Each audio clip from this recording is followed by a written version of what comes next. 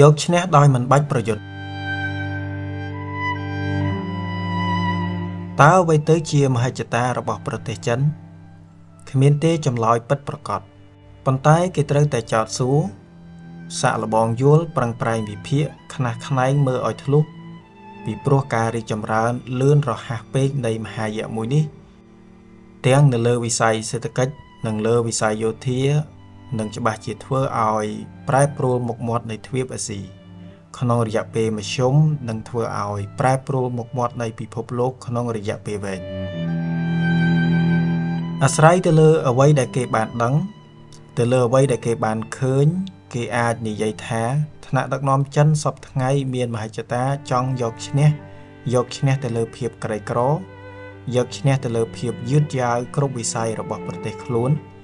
បើប្រៀបធៀបទៅនឹងមជ្ឈមលោក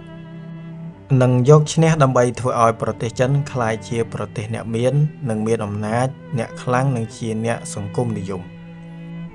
ការពិតទៅមហិច្ឆតានេះមានចំណាស់ជាង100ឆ្នាំមកហើយនៅចុងសតវត្សទី19ថ្នាក់ដឹកនាំចិនបានប្រើពាក្យស្លោកមួយដែលបាននិយាយថាអ្នកមាននិងមានអំណាច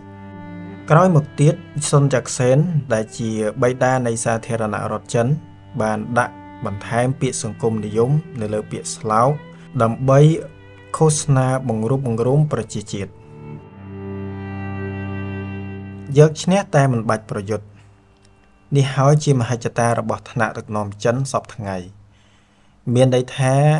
យកឈ្នះដោយប្រើវិធីសន្តិភាពមិនបាច់ធ្វើសង្គ្រាមពីព្រោះគណៈបកកុម្មុយនីសចិនដឹងថារាល់សង្គ្រាមដែលមានលក្ខណៈយោធានឹងធ្វើឲ្យប្រទេសចិនខ្លួនឯងចាញ់ជាមិនខានបើចិនធ្វើសង្គ្រាមមានតែធ្វើជាមួយសហរដ្ឋអាមេរិកពីព្រោះពីពេលនេះតទៅប្រទេសចិនត្រូវ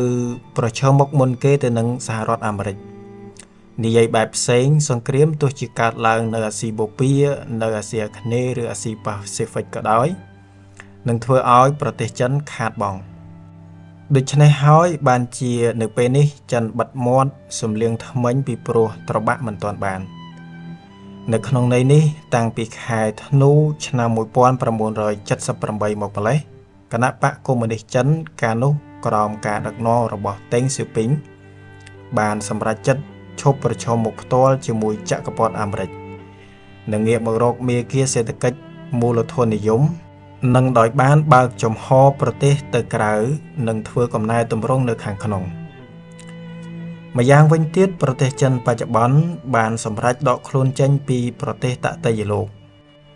នៅក្នុងអតីតកាលនិយាយឲ្យចំចាប់ពីសន្និសីទបណ្ដាលប្រទេសមិនចូលបកសម្ព័ន្ធនៅបានដុងប្រទេសឥណ្ឌូនេស៊ីឆ្នាំ1955ជាពិសេសក្រោយពីការលែងត្រូវគ្នាជាមួយនឹងសហភាពសូវៀតនៅក្នុងអំឡុងឆ្នាំ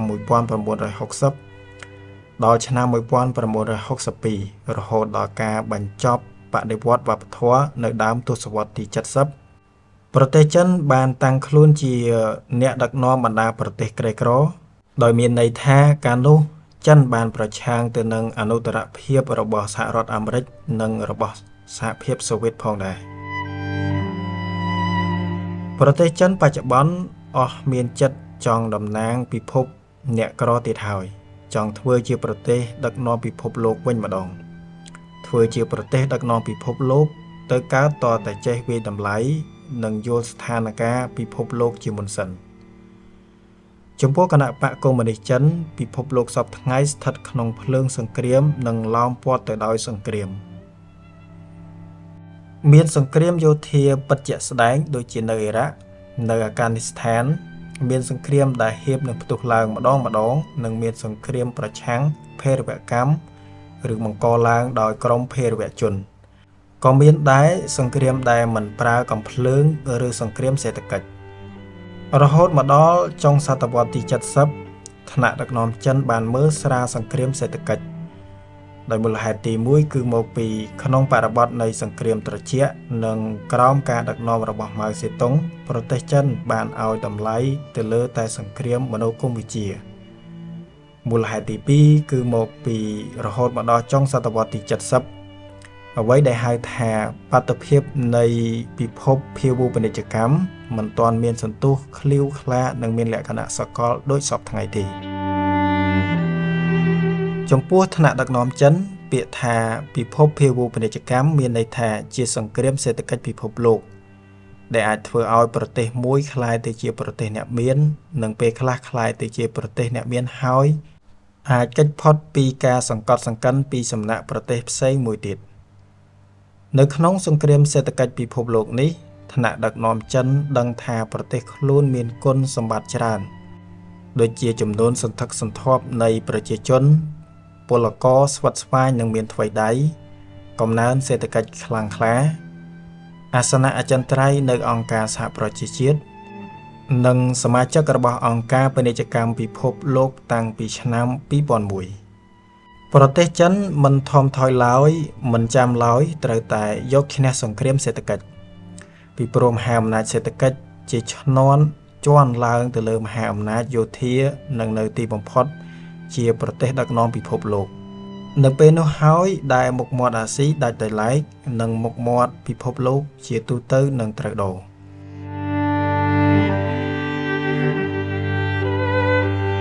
តេងស៊ីពីងបិតានៃវឌ្ឍនភាពសេដ្ឋកិច្ចចិន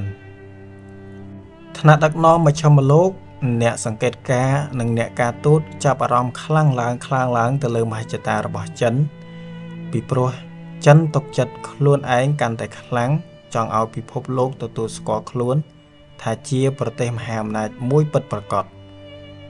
សកម្មភាពអន្តរជាតិរបស់មហាអំណាចអាស៊ីមួយនេះដែលច្របាច់បញ្ចូលគ្នាយ៉ាងប៉ិនប្រសប់នៅជំនួយនឹងការទូតកំពុងជះឥទ្ធិពលខ្លាំងទៅលើអាស៊ីប៉ាស៊ីហ្វិកនិងអាមេរិកខាងត្បូង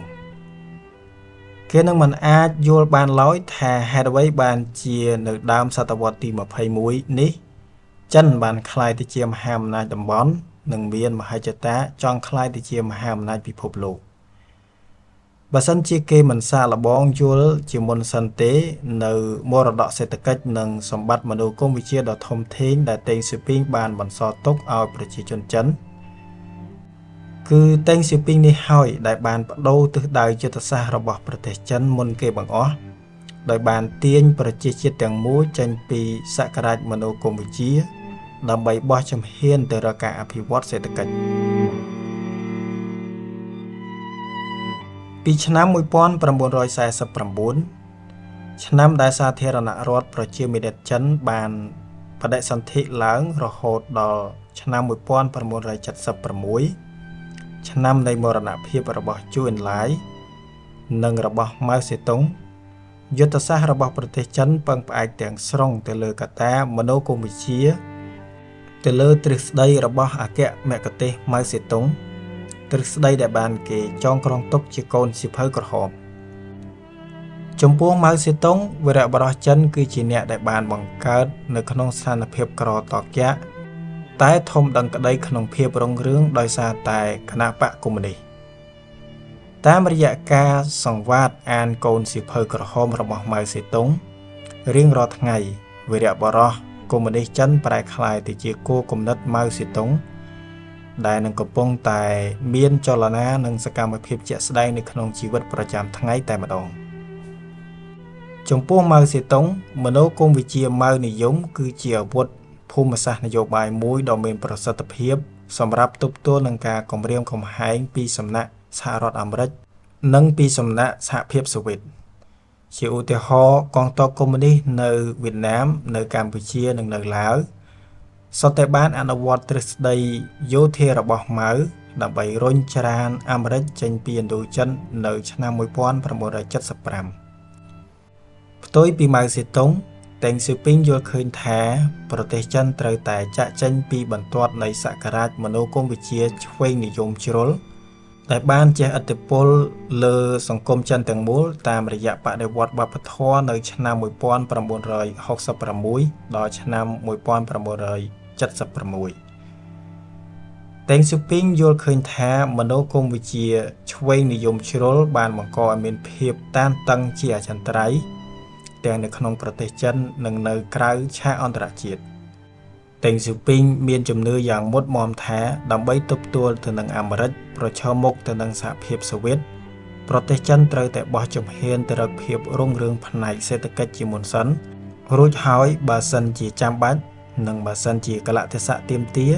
ចាំវិលមកពង្រឹងមនោគមវិជ្ជានៅពេលក្រោយវិញ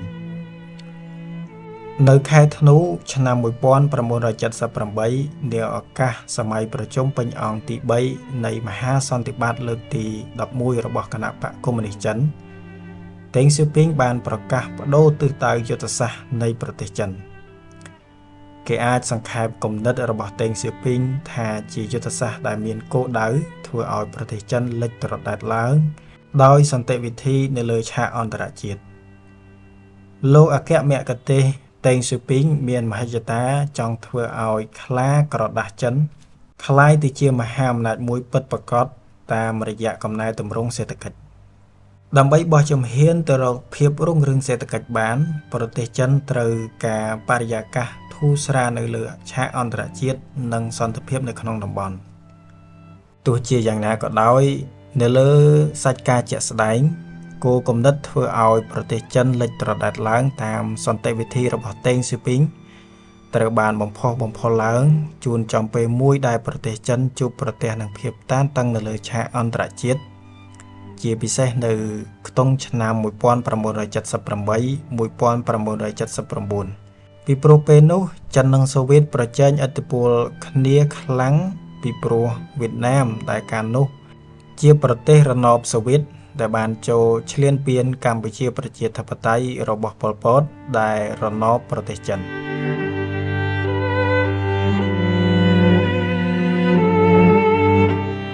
ដើម្បីទប់ទល់នឹងការគំរាមកំហែងពីសំណាក់សហភាពសូវៀត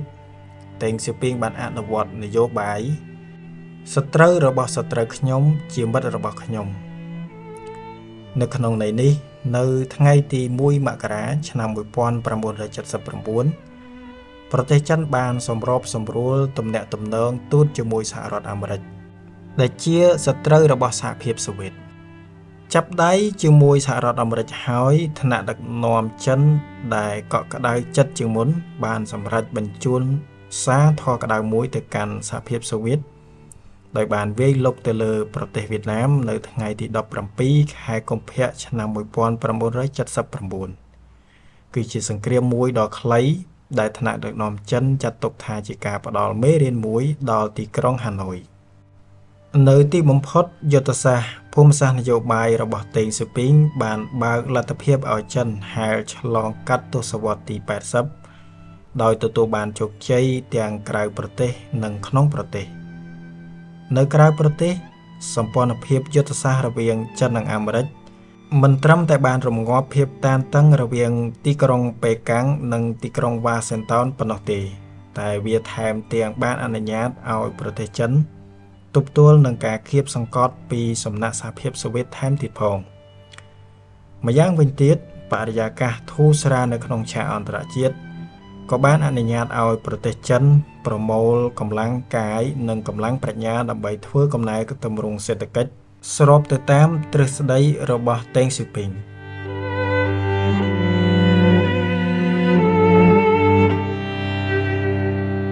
យុទ្ធសាស្ត្រទាំងស្រុងរបស់ចិនសម្រាប់សតវត្សទី21នៅដើមទសវត្សទី90ថ្នាក់ដឹកនាំចិនផ្ដើមមានគំនិតចង់សើរើមើលឡើងវិញទិសដៅយុទ្ធសាស្ត្ររបស់ខ្លួនពីព្រោះសហភាពសូវៀតបានរលំរលាយបាត់ទៅហើយនៅថ្ងៃទី26ខែធ្នូឆ្នាំ1991ពីព្រមយ៉ាងទៀតចិនបានសម្រួលទំនាក់ទំនងទូតជាមួយនឹងសហរដ្ឋអាមេរិកនៅខែមករាឆ្នាំ1979ដើម្បីទប់ទល់ទៅនឹងសហភាពសូវៀតផ្ដើមយល់ពីបរិបទថ្មីនៃសករាជក្រោយសង្គ្រាមត្រជាក់ចិនខ្លួនឯងផ្ដើមយល់ថាមិនយូរមិនឆាប់ខ្លួននឹងក្លាយទៅជាសត្រូវទី1របស់សហរដ្ឋអាមេរិកវិញម្ដងប៉ុន្តែក្តីបារម្ភបែបនេះរបស់ប្រទេសចិនបាត់បង់ទៅវិញពីព្រោះឆ្នាំ1992អាមេរិករបស់ George Bush ឪពុកមិនបានចាត់ទុកចិនថាជាសត្រូវទេហើយនៅឆ្នាំ1997សហរដ្ឋអាមេរិកថែមទាំងសម្រេចកាត់បន្ថយចោល 30% នៃថវិកាយោធារបស់ខ្លួនទៀតផង នៅក្នុងបរិបទបែបនេះទំនាក់ទំនងរវាងចិននិងសហរដ្ឋអាមេរិកធូរស្រាលនិងស្ងប់ស្ងាត់ល្អតរហូតដល់ចប់អាណត្តិលោកប្រធានាធិបតីសហរដ្ឋអាមេរិក Bill Clinton ក្តីព្រួយបារម្ភរបស់ថ្នាក់ដឹកនាំចិនកើនឡើងវិញខ្លាំងចាប់ពីឆ្នាំ2000ទៅនេះក៏ពីព្រោះ George W. Bush ចំនួនកូនឡើងកាន់គ្រប់គ្រងសហរដ្ឋអាមេរិកហើយចាត់ទុកថាចិនជាគូប្រជែងយុទ្ធសាស្ត្រនិងពីព្រោះមានព្រឹត្តិការណ៍មហាភេរវកម្មថ្ងៃទី11កញ្ញាឆ្នាំ2001ព្រមទាំងប្រតិកម្មយ៉ាងលឿនរហ័សពេលក្រោយរបស់អាមេរិកតាមរយៈការធ្វើសង្គ្រាមនៅអាហ្គានីស្ថាននិងក្រោយមកទៀតនៅអ៊ីរ៉ាក់ព្រឹត្តិការណ៍ទាំងអស់នេះបានធ្វើឲ្យថ្នាក់ដឹកនាំចិនយល់យ៉ាងច្បាស់ថាពីពេលនេះទៅសហរដ្ឋអាមេរិកមានចំហឯកតោភាគីនិយមមិនរារាជនិងមិនធ្វើអ្វីមួយដើម្បីការពារផលប្រយោជន៍របស់ខ្លួនឡើយនិងថាពីពេលនេះតទៅសហរដ្ឋអាមេរិកជាសត្រូវទី1របស់ចិន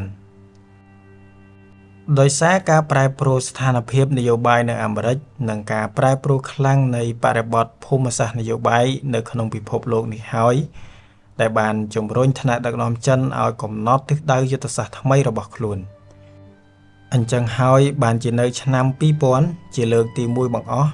ថ្នាក់ដឹកនាំចិនបានសម្រេចតម្រង់មុខព្រួញយុទ្ធសាស្ត្ររបស់ខ្លួនទៅលើពិភពលោកទាំងមូលតែម្ដងមិនត្រឹមតែទៅលើទ្វីបអាស៊ីតែមួយដោយពេលមុននោះទេជាក់ស្ដែងថ្នាក់ដឹកនាំចិនបែងចែកជាពិភពលោកជា3តំបន់ត្រួតលើគ្នាតំបន់ទី1ដែលតូចជាងគេនៅចំកណ្ដាលគេតែម្ដងគឺជាប្រទេសចិនសពថ្ងៃនៅក្នុងតំបន់ទី1នេះដែលមានទីក្រុងប៉េកាំងជាស្នូលអាជ្ញាធរត្រូវទប់ស្កាត់កុំឲ្យមានអស្ថិរភាពនយោបាយសង្គមឬសាសនាកើតផ្ទុះឡើងបានដោយនៅជុំវិញព្រំដែននៃតំបន់ទី1នេះឃើញថាមានសុទ្ធតែដែនដីប្រកបទៅដោយបញ្ហាដូចជាតៃវ៉ាន់ទីបេស៊ីនជៀងជាដើមនៅក្នុងដែនដីទាំងអស់នេះថ្នាក់ដឹកនាំចិនចង់ខ្ទប់កុំឲ្យមានចលនាទាមទារឯករាជ្យនិយមកើតឡើងនិងចង់អូសទាញតៃវ៉ាន់យកមកដាក់នៅក្រោមការត្រួតត្រារបស់ខ្លួនឲ្យតតែបាន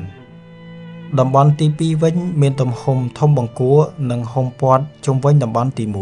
1តំបន់ទី2នេះគឺជាប្រទេសជិតខាងរបស់ចិនប្រទេសឆ្ងាយឬជិតនៅក្នុងទ្វីបអាស៊ីឬកៀកជាប់នឹងទ្វីបអាស៊ីរួមមានជាប្រទេសជប៉ុនឧបទ្វីបកូរ៉េបណ្ដាប្រទេសសមាជិកប្រជាជាតិអាស៊ីអាគ្នេយ៍ឧបទ្វីបឥណ្ឌាបណ្ដាប្រទេសអាស៊ីកណ្ដាលនិងរុស្ស៊ីថ្នាក់ដឹកនាំចិនចង់ឲ្យសន្តិភាពគ្របដណ្ដប់នៅលើតំបន់ទាំងពីរនេះពីព្រោះបើមានសង្គ្រាមភាពតានតឹងនិងអធិការកើតឡើងសហរដ្ឋអាមេរិកនឹងច្បាស់ជាច្បិចយកឱកាសចូលមកបង្ករឿងរ៉ាវក្នុងតំបន់ទី2នេះជាមិនខានរីឯតំបន់ទី3វិញមានទំហំធំជាងគេនិងព័ទ្ធជុំវិញតំបន់ទី2ថ្នាក់ដឹកនាំចិនហៅតំបន់ទី3នេះថាជាដែនដីថ្មីដែលស្ថិតនៅក្រៅព្រំដែនអនុត្តរភាពនៃប្រទេសចិននិងដែលមកដល់ពេលនេះប្រទេសចិនមិនសូវបាននឹកនាដល់នៅក្នុងតំបន់ទី3នេះគេឃើញថាមានប្រទេសដូចជាសហរដ្ឋអាមេរិកដែលពីអំណេះតទៅចិនចាត់ទុកថាជាសត្រូវសក្តានុពលទី1របស់ខ្លួនតំបន់ទី3នេះជាទីតាំងនៃទ្វីបផ្សេងនិងជាភូមិភាគផ្សេងដូចជាអឺរ៉ុបអាហ្វ្រិកភូមិភាគដើមបូព៌ានិងអាមេរិកខាងត្បូងជាដើមគឺសុទ្ធសឹងតែជាប្រទេសដែលចិនត្រូវរកស៊ីជាមួយតាមរយៈការផ្លាស់ប្ដូរពាណិជ្ជកម្មនិងតាមរយៈការស្វែងរកធនធានថាមពលប្រេងកាតឬឧស្ម័នធម្មជាតិ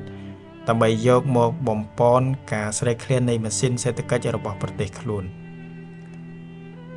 នៅក្នុងក្របខ័ណ្ឌនៃយុទ្ធសាស្ត្រថ្មីនេះថ្នាក់ដឹកនាំចិនឲ្យតម្លៃទៅលើទ្វីបអាស៊ីខ្លាំងជាងគេនិយាយឲ្យចំដែនដីដែលលាតសន្ធឹងពីមាត់សមុទ្រក្រហមរហូតដល់មាត់សមុទ្រចិនមូលហេតុគឺមកពីដែនដីដ៏ធំល្វឹងល្វើយនេះមានធនធានថាមពលច្រើនជាងគេបង្អស់នៅលើពិភពលោកពោលគឺប្រមាណ 70% នៃអណ្ដូងប្រេងកាតនិង53នៃអណ្ដូងឧស្ម័នទាំងស្រុងដែលគេបានរកឃើញមកទល់សពថ្ងៃម្យ៉ាងវិញទៀតអាស៊ីក៏ដូចជាទ្វីបដែលសម្បូរមនុស្សច្រើនជាងគេដែរហើយនៅចុងក្រោយបង្អស់ អាស៊ីគឺជាទ្វីបដែលមានសក្តានុពលសេដ្ឋកិច្ចខ្លាំងក្លាលើសទ្វីបណាទាំងអស់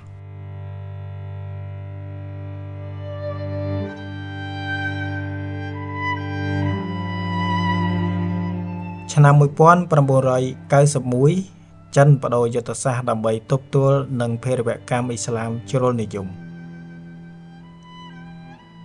នៅដើមសតវត្សទី90ថ្នាក់ដឹកនាំចិនបានសម្រេចបដូរយុទ្ធសាស្ត្ររបស់ខ្លួនជាថ្មីម្ដងទៀតពីព្រោះភូមិសាស្ត្រនយោបាយពិភពលោកនិងស្ថានភាពក្នុងប្រទេសចិនមានការប្រែប្រួលនៅលើឆាកអន្តរជាតិបរិបទផ្លាស់ប្ដូរដោយហេតុតែការរលាយបាត់នៃសហភាពសូវៀតនៅថ្ងៃទី26ខែធ្នូឆ្នាំ1991និងក្នុងប្រទេសចិនវិញមានការរំជើបរំជួលកើតឡើងនៅស៊ីជាងប៉ែកខាងលិចនៃប្រទេសចិននៅទីនោះពួកអ៊ុយគូដែលជាអ្នកកាន់សាសនាអ៊ីស្លាមនាំគ្នាទាមទារឯករាជ្យបង្កឃាតកម្មនិងភេរវកម្មហេតុអ្វីបានជាថ្នាក់ដឹកនាំចិនត្រូវបង្ខំបដូរយុទ្ធសាស្ត្រក្រោយពេលដែលសហភាពសូវៀតរលាយការរលាយទៅនៃសហភាពសូវៀតបានធ្វើឲ្យសាធារណរដ្ឋអាស៊ីកណ្ដាលទាំង5ដែលមានកាហ្សាស្ថាន គីហ្សាស្ថាន អ៊ូបេគីស្ថាន តាស៊ីគីស្ថាននិងទូមេនីស្ថានក្លាយទៅជារដ្ឋឯករាជ្យក្រោយឆ្នាំ1991អាស៊ីកណ្ដាលឡើងជាកម្មសិទ្ធិរបស់រុស្ស៊ីទៀតហើយ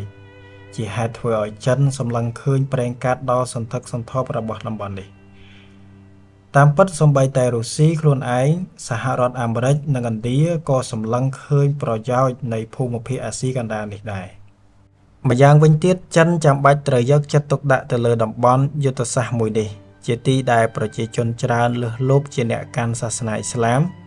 ពីព្រោះមនោគមវិជ្ជាអ៊ីស្លាមជ្រុលនិយមអាចធ្លាយចេញពីតំបន់អាស៊ីកណ្ដាលនេះហើយអាចឆ្លងចូលមកក្នុងទឹកដីស៊ីងជាងរបស់ចិនដែលជាប់ចិត្តបង្កើនៅទីនោះប្រឈមមុខនឹងបរិបទថ្មីបែបនេះនៃពិភពលោកថ្នាក់ដឹកនាំចិនបានជ្រើសរើសយកយុទ្ធសាស្ត្រពីរដែលត្រូវមកអនុវត្តទន្ទឹមគ្នានៅម្ខាងចិនត្រូវខ្នះខ្នែងបន្តរក្សាស្ថិរភាពក្នុងតំបន់ជុំវិញខ្លួនដើម្បីឲ្យប្រទេសខ្លួនអាចបន្តបោះជំហានទៅរកភាពរុងរឿងផ្នែកសេដ្ឋកិច្ចបាននៅម្ខាងទៀតចិនត្រូវរកមធ្យោបាយទប់ទល់ការគំរាមកំហែងនៃមនោគមវិជ្ជាអ៊ីស្លាមជ្រុលនិយមដើម្បីរក្សាស្ថិរភាពក្នុងតំបន់ថ្នាក់ដឹកនាំចិនផ្ដើមសម្រួលទំនាក់ទំនងទូតជាមួយប្រទេសអាស៊ីកណ្ដាលទាំង5ចាប់ពីខែមករាឆ្នាំ1992ទៅដោយឡែកចាប់ពីឆ្នាំ1992ទៅដែលចិននិងរុស្ស៊ីក៏ផ្ដើមខិតចូលចិត្តគ្នាពីព្រោះប្រទេសទាំងពីរបារម្ភខ្លាំងនៅចំពោះមុខពួកតាលីបង់ដែលជាពួកឈ្កួតលីលានិងមនោគមវិជ្ជាអ៊ីស្លាមជ្រុលនិយមនិងដែលកំពុងតែវាយក្តាប់ក្តាប់យកប្រទេសអាហ្គានីស្ថាននៅខែកញ្ញាឆ្នាំ1996ពួកតាលីបង់ចូលកាន់កាប់ទីក្រុងតាប៊ុលជាហេតុជំរុញឲ្យចិននិងរុស្ស៊ីឲ្យរួបរวมគ្នាដើម្បីទប់ស្កាត់កុំឲ្យឥទ្ធិពលអ៊ីស្លាមជ្រុលនិយមធ្លាយចេញពីអាហ្គានីស្ថានចូលមកតំបន់ក្នុងអាស៊ីកណ្ដាលក្នុងន័យនេះនៅឆ្នាំ1996ចិនរុស្ស៊ីអាហ្គានីស្ថានគីហ្សាស្ថាននិងតាស៊ីគីស្ថានបានបង្កើតក្រុមសៀងហៃ Group The Shanghai អង្គការនេះក្រោយមកគឺនៅឆ្នាំ2001អូបេគីស្ថានសូមចូលរួមជាសមាជិកដែលនោះមានគោលដៅ2ទី1គឺប្រយុទ្ធទប់ទល់នឹងភេរវកម្មនិងទី2គឺពូតដៃគ្នាទប់ស្កាត់កុំឲ្យសហរដ្ឋអាមេរិកអង្អាត់តែឯងពេកលើឆាកអន្តរជាតិសម្រាប់សម្រួចទៅពេញមួយទសវត្សរ៍ទី90ចិនមិនត្រឹមតែរក្សាស្ថិរភាពបានល្អនៅក្នុងតំបន់ជុំវិញប្រទេសខ្លួនប៉ុណ្ណោះទេលើសពីនេះទៅទៀតចិនបានឆ្លៀតប្រឹងប្រែងដោះស្រាយបញ្ហាព្រំដែនជាមួយបណ្ដាប្រទេសជិតខាងគោលដៅគឺធានាឲ្យមានការអភិវឌ្ឍសេដ្ឋកិច្ចនៃប្រទេសនិងបន្តសន្ទុះទៅមុខ